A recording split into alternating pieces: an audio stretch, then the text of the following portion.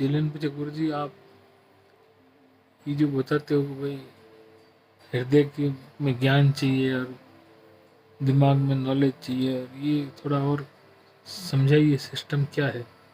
गुरु जी का बेटा, हृदय का जो है रस यानी उसकी ताकत, वो ज्ञान है।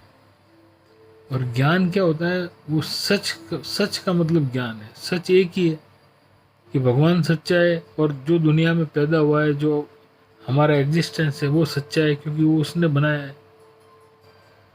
समुद्र से बूंद आई है तो उसमें समुद्र के गुण है।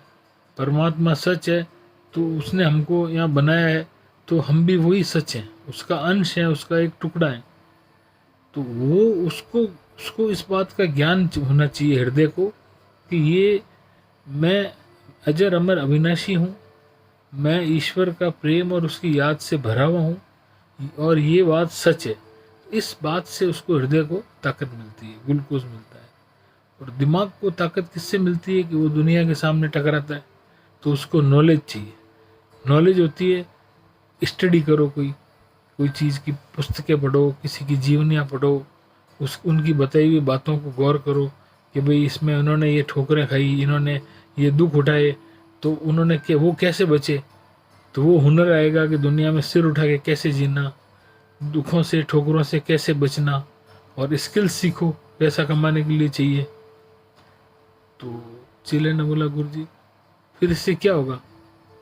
बेटा इससे तुम्हारी हृदय और दिमाग सब अपने अपने सेट हो जाएंगे, और एक थर्ड आई, एक इनसाइट, वो तुम्हारी जो निकल जाएगी, जो सच तुम्हारे अंदर भरा हुआ है परमात्मा से जुड़ने के बाद में, वो कई गुना हो जाएगा। और फिर वो पावर तुम्हारे दिमाग के द्वारा दुनिया के अंदर प्रकट होगी, एक्सपोज होगी। तो दिमाग में भगवान के लिए ना कचरा मत भरो, ये नेतागिरी की, फिल्मी की, ये नकलें कर करके इनकी, ये खुद ही नकलची हैं।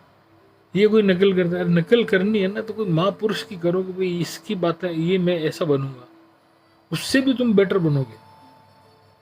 जैसे एक मोबाइल होता है ना, तो उसका मान लो एप्पल आया 15 आया तो फिर 16 बनता है।